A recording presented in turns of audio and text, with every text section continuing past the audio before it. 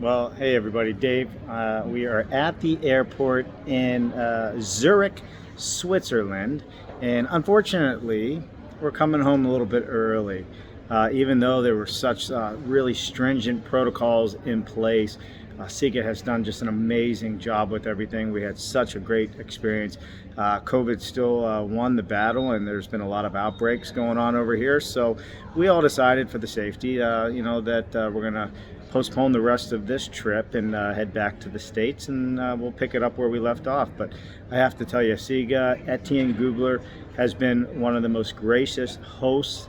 Got to have dinner with him and his family and fondue, yep, and a traditional Swiss house, which was great. So nonetheless, Siga, you guys are amazing. We were so proud to be a part of this, and I look forward to working with you and the entire team at Siga. We did get some footage. We did do some videoing and so forth, and we'll share the behind the scenes with you, but we'll be back. So there you have it, everybody. We'll see you back stateside here in the next 24 hours. Bye now.